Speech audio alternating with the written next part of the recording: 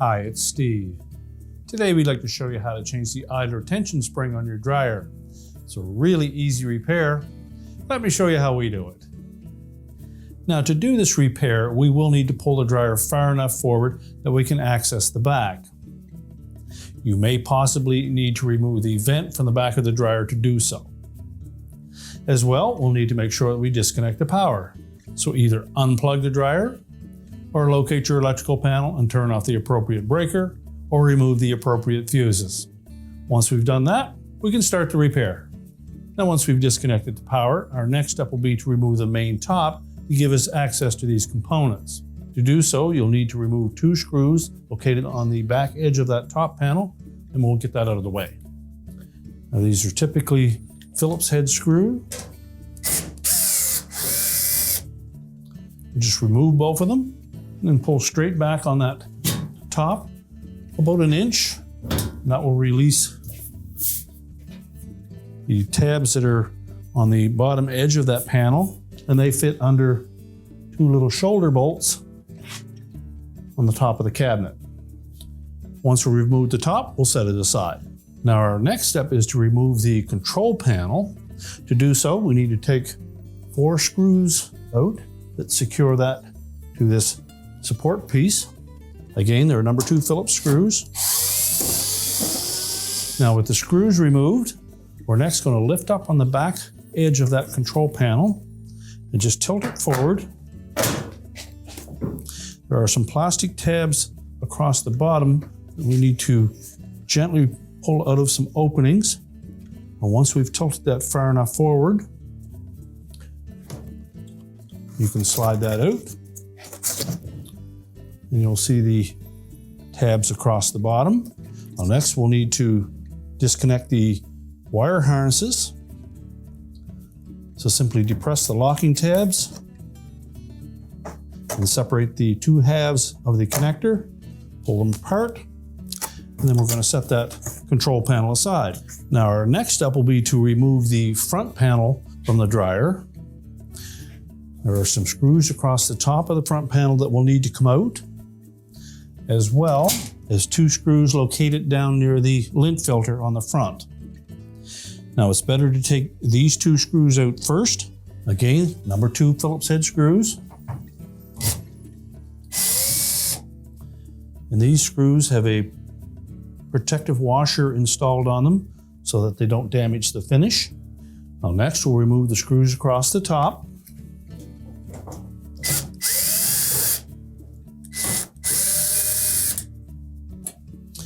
And be sure to support that front panel as you remove the last screw. And we'll just allow that to tilt slightly forward, and then we'll need to disconnect harness connection to the door switch. Simply grasp the back side of that connector, pull it out of the socket. You can then lower that front panel and lift it off to the support tabs on the bottom of the cabinet. So we'll begin by disconnecting the wire harness at the bottom that attaches to the dryer sensor. Simply depress the locking tab, separate that harness. Next, we're going to remove this support piece across the top. There are number 2 Phillips screws on both the top and the front that secure that to the cabinet. Now, there's also a single screw on the left-hand side here that attaches the housing for the control board to that support piece. So we're going to remove that screw as well. And then we'll just pry that support panel away from the cabinet. Now, on the back side of it, there are restraints for the wire harness that we need to disconnect as well. So we'll just untwist that restraint, and that will allow that harness to pull away from the panel, and then we'll set that aside. Now, next, we'll disconnect the harness from the light bulb socket, and as well, we'll pull that harness through the wire harness from the individual restraints.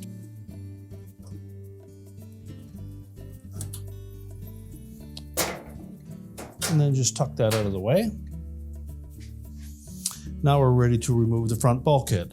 We'll begin by removing a single screw that attaches the lint filter housing cover to the blower housing. Then we'll remove the 4 screws on the mounting tabs for that bulkhead. Now we're ready to lift the bulkhead away from the dryer drum. So we'll need to lift up on both sides because there's keyhole slots behind these tabs.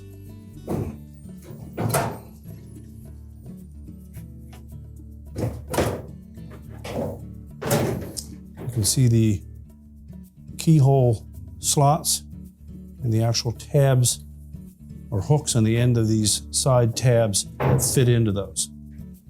So we're just going to set that bulkhead aside.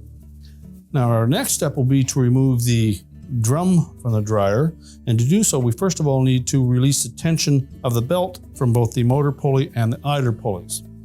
Now when removing the belt, we're going to reach in from the right hand side, reach in from the left, locate the belt and the idler pulley, and we're going to push that idler pulley as far to the left as you can.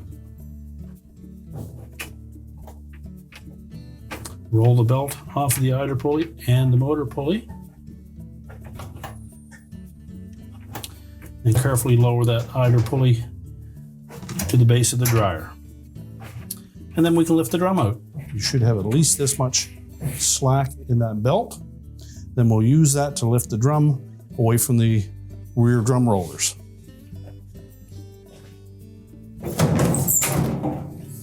And we're just going to set that aside.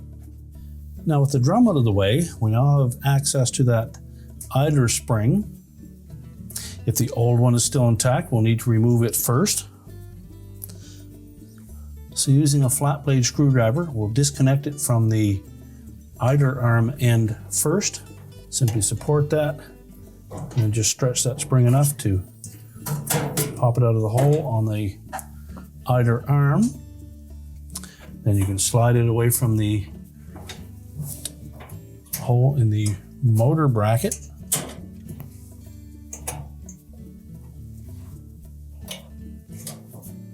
And discard it. So when installing the new one, I'll make sure that we keep the short looped end towards the motor with the extended hook to the right so that that can attach to the idler arm. So we'll fit the hook over the hole in the motor frame first.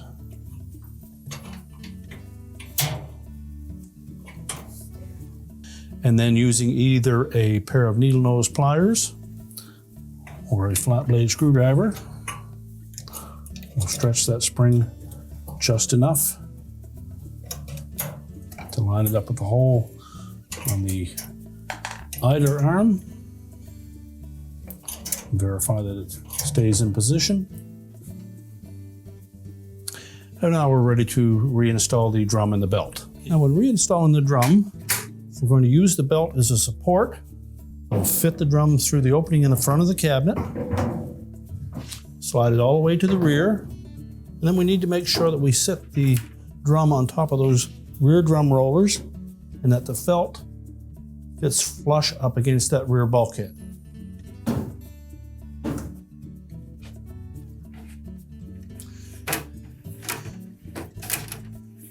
And just position that belt in the middle of the drum. Just check the marks where the belt rides on that drum. Now with the drum in position, we next need to reattach that belt. You have to do this without being able to see it. We're going to reach in on the left-hand side and then through from the right across center until we can get hold of that belt, wrap it around the idler pulley and then around the motor pulley. If you have difficulty with that, most of these dryers do have an access panel around the outlet duct. If you remove that carefully without disturbing the ductwork, you can visually see in there how that belt wraps around the motor and idler to ensure that you have it done properly. So reach in from both sides, find the belt, make sure that we have the groove side of the belt facing the drum. Feel around until you locate the idler pulley. Then we're going to pull that belt across the top of the idler pulley from the left side. Underneath it from the right side, we form a bit of a loop. And then we'll push against the tension of that spring.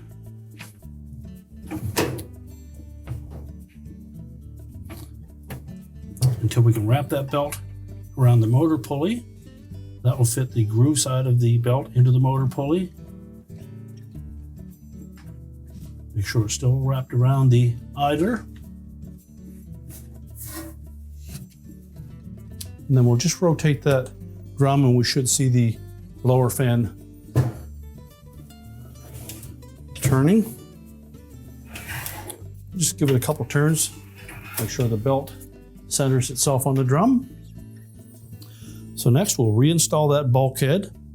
All we need to do is to fit these hooks into the keyhole slots on the front edge of that cabinet. And we also want to make sure that we set the drum up on top of those drum rollers. So tuck that in first, lift the drum and the bulkhead at the same time.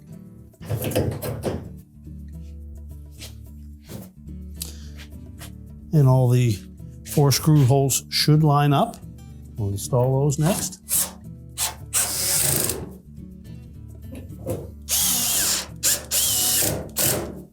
And remember the single screw for that vent cover. Now we're ready to put the support piece in across the top. We'll begin by fitting the short end of that harness through that rectangular opening. We'll reattach the harness to that restraint. Next, we're just going to lay that over. And we'll take our wire harness and feed it through the restraints. Attach the connector to the light bulb socket. Then you can attach that harness to the last restraint. We're then ready to position that support piece, line up the tabs by those slots with the corresponding slots in the cabinet.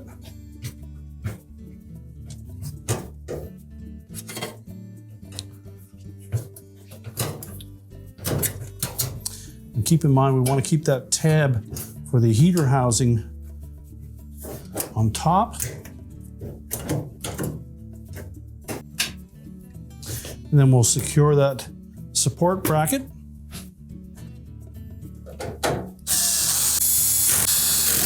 Now, before we put the front panel on, we need to reconnect the harness for the dryer sensor.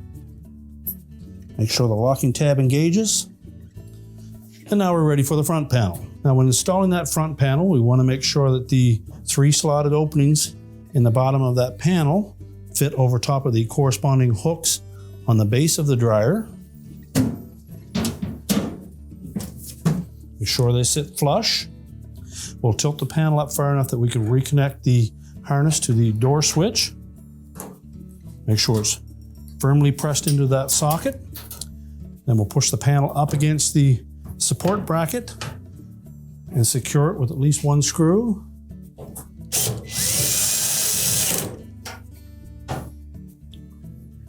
Now we'll put the remainder of those screws in place.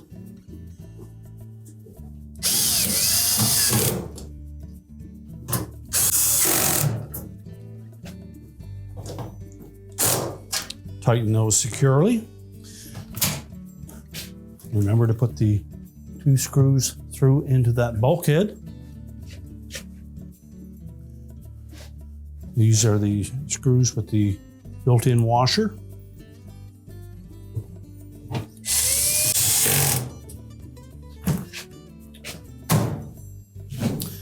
Now we're ready to put the console back on.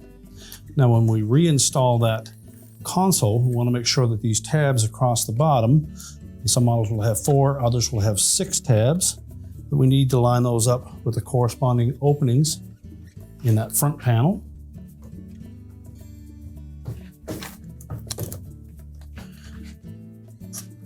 Make sure they fit into place. Then we'll reconnect the wire harness. Make sure the locking tabs engage. Then carefully tilt that console. It should lay flush across that support bracket, and then we'll secure it with the 4 retaining screws. And now we're ready to put the main top on. We just need to make sure that these tabs are flat. You just need to make sure that those tabs engage both shoulder screws, one on either side, just behind the console. So just make sure that we have the front of that panel pushed down as we push it forward. And then we can secure it at the back with the 2 screws. And now we're ready to push the dryer back into position. Now with the dryer back in position, we can reconnect the vent if you've disconnected it, reconnect the power, and your repair is complete.